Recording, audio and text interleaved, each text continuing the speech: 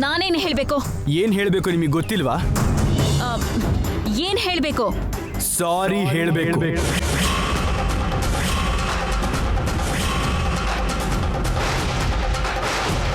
ಸಾರಿ ಹೇಳಬೇಕು.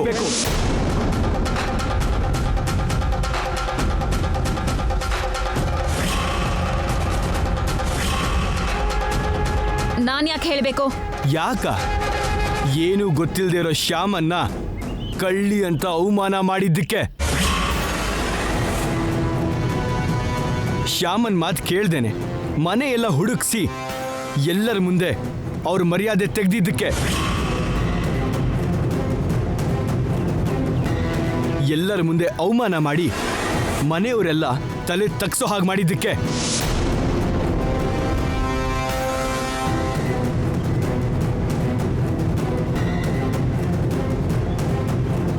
ಹೇಳಿ ಅದ್ಗೆ, ಶ್ಯಾಮಂಗೆ ಸಾರಿ ಹೇಳಿ. ನಾನು ಶ್ಯಾಮಂಗೆ ಸಾರಿ ಹೇಳೋದಂದ್ರೇನು? ನಾನ್ಸೆನ್ಸ್.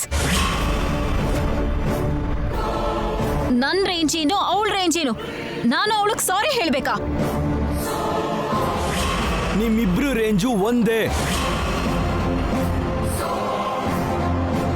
ವಾಟ್? ನನ್ ರೇಂಜು ಶ್ಯಾಮನ್ ರೇಂಜು ಒಂದೇ ಹೇಗಾಗತ್ತೆ? ಎಸ್, ಒಂದೇ ಆಗತ್ತೆ. ನೀವು ಆನಂದ ಗಜಪತಿ ವರ್ಮಾ ಅವರ ಸೊಸೆ, ಶ್ಯಾಮ ಕೂಡ ಅವ್ರ ಸೊಸೆನೆ.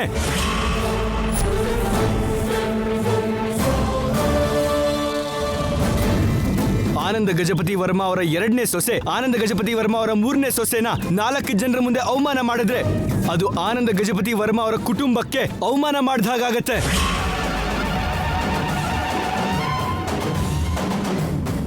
ಅತ್ತೆ ಮನೆಗೆ ಅವಮಾನ ಮಾಡಿರೋ ಸೊಸೆಯಾಗಿ ನೀವು ಉಳಿಬಾರ್ದು ಅಂತ ಅಂದ್ಕೊಂಡ್ರೆ ನಿಮ್ಮ ಮನೆ ತಂಗಿಗೆ ಸಾರಿ ಕೇಳಿ. ಸಾರಿ ಕೇಳಿ.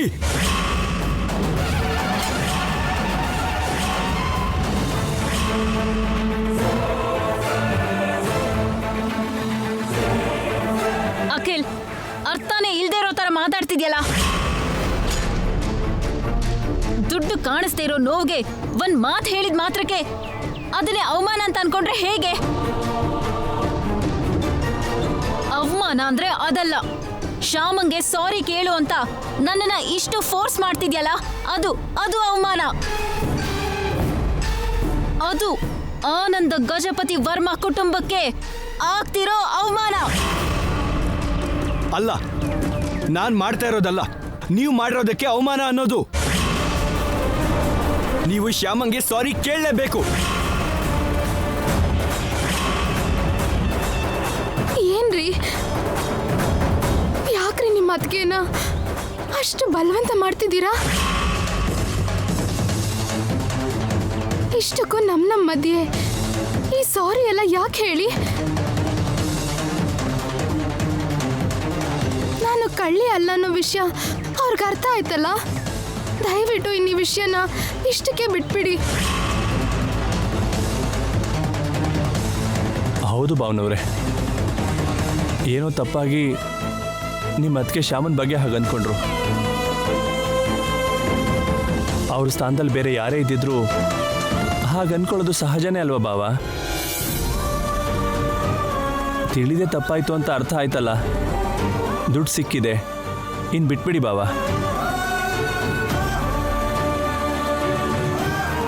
ಯಾವ ಜನಗಳ ಮುಂದೆ ನಮ್ಮ ಮಗಳ ಮೇಲೆ ಕಳ್ಳಿ ಅನ್ನೋ ಆರೋಪ ಬಂತು, ಅದೇ ಜನಗಳ ಮುಂದೆ ಶ್ಯಾಮ ಕಳ್ತನ ಮಾಡಿಲ್ಲ ಅನ್ನೋದು ನಿಮಗೆ ಗೊತ್ತಾಯ್ತಲ್ಲ, ನಮಗಷ್ಟೇ ಸಾಕು. ಈ ಸಾರಿ ಎಲ್ಲ ಯಾಕೆ? ಬಿಟ್ಬಿಡಿ. ಅಳಿ ಅಂದ್ರೆ ಶ್ಯಾಮನ ಮೇಲೆ ಅಪವಾದ ಬಂದಿದ್ದಕ್ಕೆ ನಾವೆಷ್ಟು ನೊಂದ್ಕೊಂಡಿದ್ವೋ ನೀವು ಕೂಡ ಅಷ್ಟೇ ನೊಂದ್ಕೊಂಡಿದ್ರಿ. ಆದರೆ ಅದೆಲ್ಲ ಸುಳ್ಳು ಅಂತ, ಶ್ಯಾಮಂದು ತಪ್ಪಿಲ್ಲ ಅಂತ ಗೊತ್ತಾಯ್ತಲ್ಲ ಅಳಿ ಅಂದ್ರೆ. ದಯವಿಟ್ಟು ಈ ವಿಷಯನೆಲ್ಲ ಇಷ್ಟಕ್ಕೆ ಬಿಟ್ಬಿಡಿ ಅಳಿ ಅಂದ್ರೆ. ಕೆಲವು ವಿಷಯನ ಮನಸ್ಸಲ್ಲಿ ಇಟ್ಕೊಳ್ದೆ ಬಿಟ್ಬಿಡ್ಬೇಕು. ಕೆಲವು ವಿಷಯನ ಸಹಿಸ್ಕೊಂಡು ಸುಮ್ಮನಿರ್ಬೇಕು. ಕೆಲವು ವಿಷಯನ ಕ್ಷಮಿಸಿ ಬಿಟ್ಬಿಡ್ಬೇಕು. ಆದ್ರೆ ಇಂಥ ವಿಷಯನೆಲ್ಲ ಖಂಡಿತ ಬಿಡಬಾರ್ದು. ಶ್ಯಾಮನ್ನ ಅನುಮಾನಿಸೋದು ಅಂತಂದ್ರೆ ನನ್ನ ಅನುಮಾನಿಸಿದ ಹಾಗೆ ಆಗತ್ತೆ. ಶ್ಯಾಮನ್ ಮೇಲೆ ಆಪಾದನೆ ಮಾಡೋದು ಅಂದ್ರೆ ನನ್ನ ಮೇಲೆ ಆಪಾದನೆ ಮಾಡಿದ ಹಾಗೇನೆ. ಶ್ಯಾಮ ಮರ್ಯಾದೆ ಹೋಗೋದು ಅಂದ್ರೆ ನನ್ನ ಮರ್ಯಾದೆ ಹೋದ ಹಾಗೆ ಆಗತ್ತೆ. ಶ್ಯಾಮ ತಲೆ ತಗ್ಸೋದು ಅಂತಂದ್ರೆ ನಾನ್ ತಲೆ ತಗ್ಸಿದ ಹಾಗೆ ಆಗತ್ತೆ.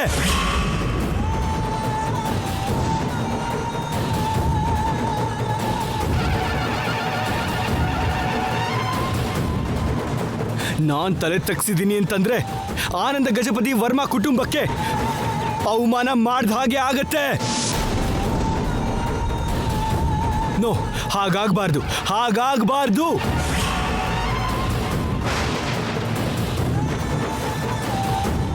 ಹಾಗಾಗಬಾರ್ದು ಅಂದ್ರೆ ಅತ್ತಿಗೆ ಶ್ಯಾಮಂಗೆ ಸಾರಿ ಕೇಳಲೇಬೇಕು.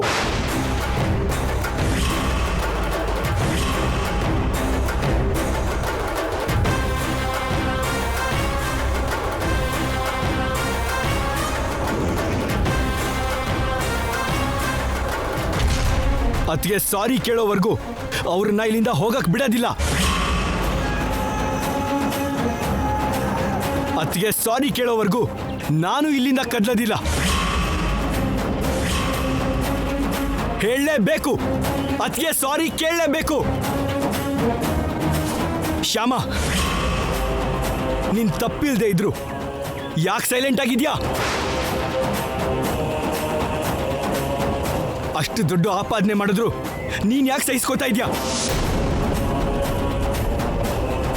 ಅಷ್ಟು ಒಳ್ಳೆತನ ಕೆಲ್ಸಕ್ಕೆ ಬರಲ್ಲ ಶ್ಯಾಮ. ಇದನ್ನ ಉಳಿದವರು ಕೈಲಾಗ್ದಿರೋದು ಅನ್ಕೋತಾರೆ.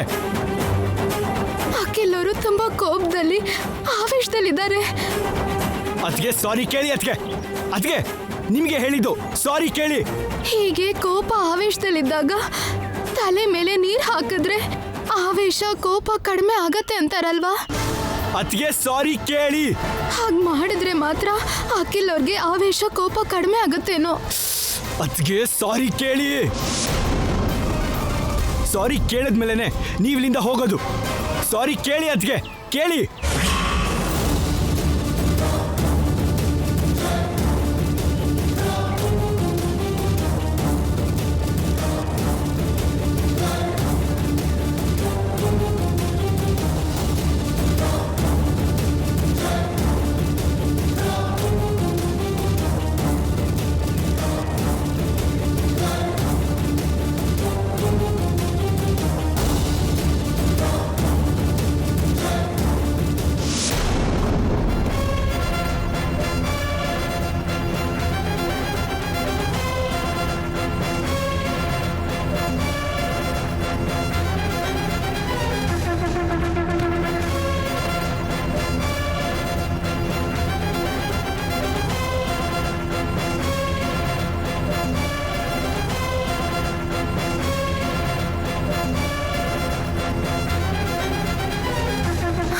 ಸಾರಿ ಕೇಳ್ತಿರೋ ಇಲ್ವೋ?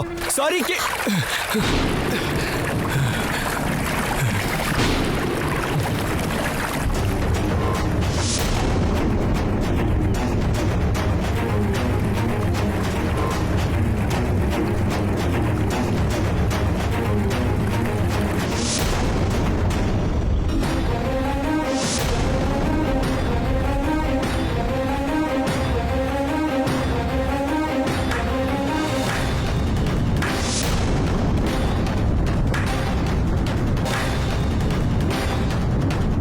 ಚೆನ್ನಾಗಿದೆ, ತುಂಬಾ ಚೆನ್ನಾಗಿದೆ. ದುಡ್ಡು ಕಾಣಿಸ್ತಿಲ್ವಲ್ಲ ಅಂತ ಶ್ಯಾಮ ತಗೊಂಡಿದ್ದಾಳೋ ಏನೋ ಅಂತ ನಾನಂದ್ರೆ ಅದೇ ಅವಮಾನ.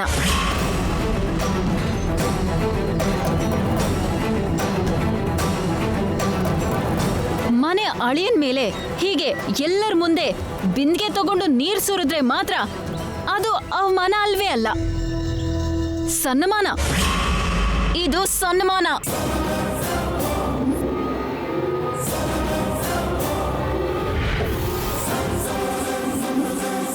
ಮನೆ ಅಳಿಯಂಗೆ ಹೀಗ್ ಗೌರವ ಕೊಡಬೇಕು ಅಂತಾನೆ ಗೊತ್ತಿಲ್ದೇ ಇರೋ, ಹೀಗೆ ಸಭ್ಯತೆ ಸಂಸ್ಕಾರ ಇಲ್ದೇ ಇರೋ ಮನುಷ್ಯರಿಗೆ ನಾನು ಸಾರಿ ಕೇಳ್ಬೇಕು ಅಂತ ಇಷ್ಟೆಲ್ಲ ಗಲಾಟೆ ಮಾಡಿದ್ಯಲ್ಲ, ಈಗ ಹೇಳು, ನಾನ್ ಇವ್ರಿಗೆ ಸಾರಿ ಕೇಳ್ಬೇಕಾ ಅಥವಾ ನೀರಿನ ಅಭಿಷೇಕ ಮಾಡಿ ಎಲ್ರ ಮುಂದೆ ನಿನ್ನ ಅವಮಾನ ಮಾಡಿದಕ್ಕೆ ಅವರು ನಮಗ್ ಸಾರಿ ಕೇಳ್ಬೇಕಾ?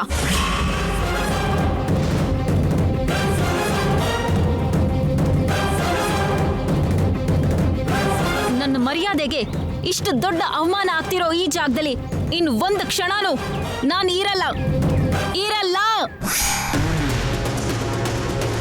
ನನ್ನ ಮಾತುಗಳಿಗೆ ಅವಮಾನ ಆದ್ಮೇಲೆ ಅದು ನನಗೂ ಅವಮಾನ ಆದ ಹಾಗೆ.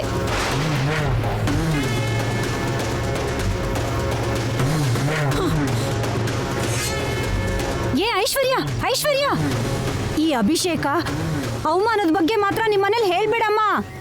ನನ್ನ ಮಾತು ಕೇಳು. ಐಶ್ವರ್ಯ, ನಿಂತ್ಕೋ ಐಶ್ವರ್ಯ.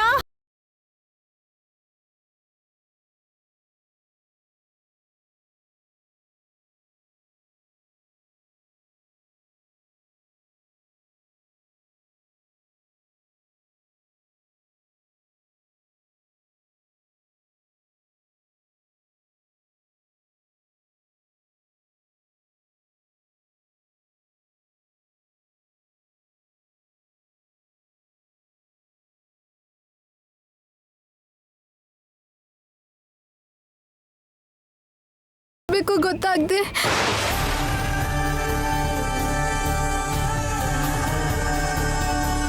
ಅಪ್ಪ, ನಾನು ತಪ್ಪು ಮಾಡಿದ್ದೀನ ಅಪ್ಪ. ನಮ್ಮೂರಲ್ಲಿ ಯಾರಾದ್ರೂ ಹೀಗೆ ಆವೇಶದಲ್ಲೋ ಕೋಪದಲ್ಲೋ ಕೂಗಾಡಿದ್ರೆ ಆ ಕೋಪನ ಆವೇಶನ ಕಡಿಮೆ ಮಾಡೋದಿಕ್ಕೆ ಹೀಗೆ ನೀರು ಹಾಕ್ತಾರಲ್ವಪ್ಪ. ಅದು ನಮ್ಮ ಹಳ್ಳಿಲಿ ಮಾಡೋ ಪದ್ಧತಿನಮ್ಮ.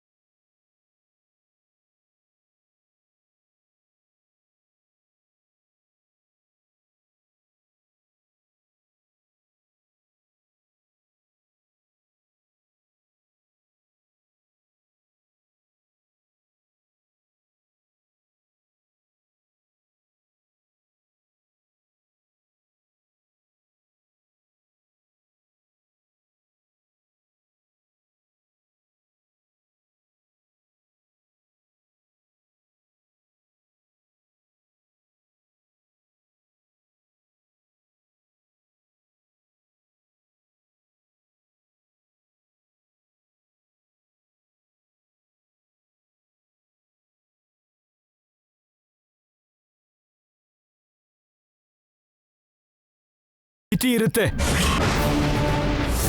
ಆ ಮಿತಿನ ದಾಟಿ ಸಹಿಸ್ಕೋತಿದ್ದಾಳೆ ಶ್ಯಾಮ. ಹಾಗೆ ಸಹಿಸ್ಕೊಳ್ಳೋದನ್ನ ಒಳ್ಳೆತನ ಅಂದ್ಕೊಳ್ಳಲ್ಲ, ಅದನ್ನ ವೀಕ್ನೆಸ್ ಅಂದ್ಕೋತಾರೆ. ಕರೆಕ್ಟ್ ಅಲ್ಲ, ಅದು ಕರೆಕ್ಟ್ ಅಲ್ಲ.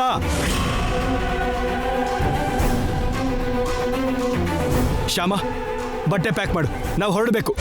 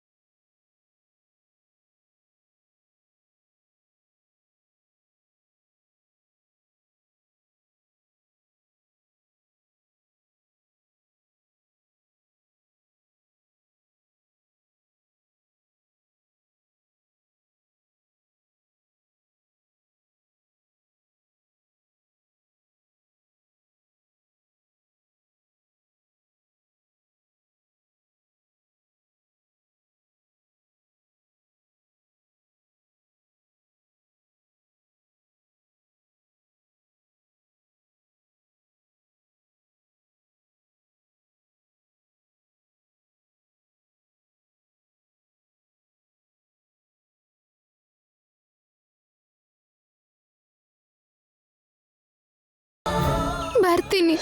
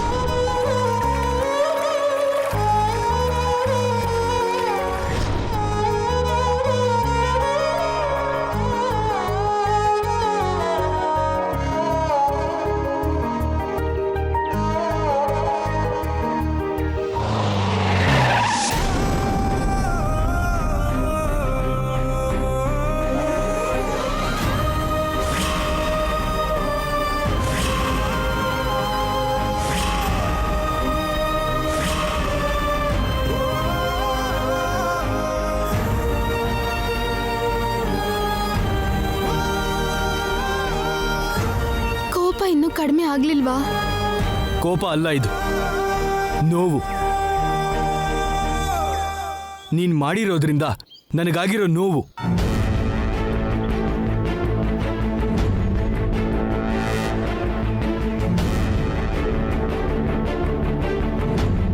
ಕ್ಷಮಿಸ್ಬಿಡಿ. ಹಾಗೆ ತಲೆ ಮೇಲೆ ನೀರು ಹಾಕಿದ್ದು ನನ್ನ ತಲೆ ಮೇಲೆ ನೀರು ಹಾಕಿದ್ದಕ್ಕಲ್ಲ ನನಗೆ ನೋವು. ಎಲ್ಲರ ಮುಂದೆ ನೀನು ತಲೆ ತಗ್ಸಿದ್ದಕ್ಕೆ. ನನ್ನ ಅತ್ತಿಗೆ ನಿನ್ನ ಅಷ್ಟು ಬೈತಿದ್ರು ಕೂಡ ಹಾಗೆ ಸೈಲೆಂಟ್ ಆಗಿ ತಲೆ ತಗ್ಸಿ ನಿಂತಿದ್ದಕ್ಕೆ. ಮಾಡದಿರೋ ತಪ್ಪಿಗೆ ನನಗೆ ಯಾಕೆ ಬೈತೀರಾ ಅಂತ ಅವ್ರ ಎದುರು ನಿಂತು ನನ್ನ ಅತ್ತಿಗೆನ ಪ್ರಶ್ನೆ ಮಾಡಿದ್ದಕ್ಕೆ. ನೀನು ಮಾಡದಿರೋ ಕೆಲಸನ ನಾನು ಮಾಡಿದ್ದೀನಿ. ನೀನು ಕಳ್ತನ ಮಾಡಿಲ್ಲ ಅಂತ ನಿರೂಪಿಸಿದ್ದೀನಿ. ನಿನ್ನ ಬಗ್ಗೆ ತಪ್ಪಾಗಿ ಮಾತಾಡಿದ್ದಕ್ಕೆ ನನ್ನ ಅತ್ತಿಗೆನ ನಾನು ಪ್ರಶ್ನೆ ಮಾಡಿದ್ದೀನಿ. ನಿನಗೆ ಕ್ಷಮೆ ಕೇಳಲೇಬೇಕು ಅಂತ ಹಠ ಹಿಡಿದೆ. ಹಾಗೆ ನನ್ನ ಅತ್ತಿಗೆ ನಿನಗೆ ಎಲ್ಲರ ಮುಂದೆ ಕ್ಷಮೆ ಕೇಳಿದ್ರೆ ನಿನ್ನ ತವ್ರ ಮನೆಯಲ್ಲಿ, ನಿನ್ನ ಮನೆಯವ್ರ ಮುಂದೆ, ನಿನ್ನ ಊರವ್ರ ಮುಂದೆ ನಿನಗಾಗಿರೋ ಅವಮಾನಕ್ಕೆ ನ್ಯಾಯ ಸಿಕ್ತಿತ್ತು. ಹೋಗಿರೋ ನಿನ್ನ ಗೌರವ ನಿನಗೆ ಮತ್ತೆ ಸಿಕ್ತಿತ್ತು. ಆ ಅವಮಾನನ ಸರಿ ಮಾಡಬೇಕು ಅಂತ ಹೋಗಿರೋ ಆ ನಿನ್ನ ಗೌರವನ ನಿನಗೆ ಸಿಗೋ ಹಾಗೆ ಮಾಡಬೇಕು ಅಂತ ನಾನು ಪ್ರಯತ್ನ ಮಾಡ್ತಾ ಇದ್ರೆ ನನ್ನ ತಡೆಯಕ್ಕೆ ಪ್ರಯತ್ನ ಪಟ್ಟಿದ್ಯಾ? ನನ್ನ ಅತ್ತಿಗೆ ನಿನಗೆ ಅವಮಾನ ಮಾಡ್ದೇನೆ ದೊಡ್ಡ ಸನ್ಮಾನ ಏನೋ ಮಾಡಿದರೆ ಅನ್ನೋ ಹಾಗೆ ಫೀಲ್ ಆಗಿ ಅವ್ರು ನಿನಗೆ ಸಾರಿ ಕೇಳೋ ಅವಶ್ಯಕತೆ ಇಲ್ಲ ಅಂತಂದೆ. ಕರೆಕ್ಟ್ ಅಲ್ಲ. ಹಾಗೆ ಎಲ್ಲ ಸಹಿಸ್ಕೊಂಡಿರೋದು ಸರಿ ಅಲ್ಲ. ಮೆತ್ತಗಿದ್ರೆ ನೆತ್ತಿ ಮೇಲೆ ಹತ್ತಿ ತುಳಿದು ಬಿಡುತ್ತೆ ಈ ಲೋಕ. ಮಾಡ್ದಿರೋ ತಪ್ಪನ್ನೆಲ್ಲ ತಲೆಗೆ ಕಟ್ತಾರೆ ಈ ಜನ. ನೀನ್ ತಪ್ಪಿಲ್ದೆ ಇದ್ದಾಗ ನಿರ್ಭಯವಾಗಿ ಮುಂದೆ ನಿಂತು ಮಾತಾಡಬೇಕು. ಎಂಥವ್ರನ್ನಾದ್ರೂ ಎದುರಿಸಬೇಕು. ತಪ್ಪು ಅವರದ್ದೇ ಅಂತ ನಿರೂಪಿಸಬೇಕು. ತಪ್ಪು ಮಾಡೋರ ಕೈನಲ್ಲಿ ಕ್ಷಮಾಪಣೆ ಕೇಳಿಸ್ಬೇಕು. ಅರ್ಥ ಆಯ್ತಾ? ಅರ್ಥ ಆಯ್ತು ರೀ. ನಿಮ್ ನೋವು ನನಗೆ ಅರ್ಥ ಆಯ್ತು. ಆದ್ರೆ ಆ ಗಲಾಟೆ ನಡೆದಾಗ ನಾನ್ ನಿಮ್ಮನ್ನ ಯಾಕೆ ತಡೆದೆ ಅನ್ನೋದು ನಿಮ್ಗೆ ಅರ್ಥ ಆಗ್ತಿಲ್ಲ. ಅದು ನನ್ನ ತವ್ರ ಮನೆ. ನನ್ನ ಮೇಲೆ ಆಪಾದನೆ ಮಾಡಿದವರು ನನ್ನ ವಾರ್ಗಿತಿ. ಆ ಆಪಾದನೆ ಸಹಿಸೋದ್ರಿಂದ ನನ್ನ ತವರಲ್ಲಿ ನನಗೆ ಮಾತ್ರ ಅವಮಾನ ಆಗುತ್ತೆ. ಆದರೆ ನನ್ನ ತವರಲ್ಲಿ ನನ್ನ ವಾರ್ಗೀತಿನೇ ನನಗೆ ಕ್ಷಮಾಪಣೆ ಕೇಳೋ ಪರಿಸ್ಥಿತಿ ಬಂತು ಅಂದರೆ ಅದು ಅವ್ರಿಗೆ ಮಾತ್ರ ಅವಮಾನ ಅಲ್ಲ, ನನ್ನ ಅತ್ತೆ ಮನೆಗೂ ಕೂಡ ಅವಮಾನ ಆಗುತ್ತೆ. ಅವ್ರ ಅತ್ತೆ ಮನೆಗೆ ಅವಮಾನ ಆಗ್ತಿದೆ ಅಂದರೆ ನನ್ನ ಅತ್ತೆ ಮನೆಗೆ ಅವಮಾನ ಆದ ಹಾಗೆ ಅಲ್ವಾ? ಯಾವ ಹುಡುಗಿನಾದ್ರೂ ತನ್ನ ತವ್ರ ಮನೇಲಿ ತನ್ನ ಗಂಡನ ಮನೆಗೆ ಅವಮಾನ ಮಾಡೋಕೆ ನೋಡಲ್ಲ ರೀ.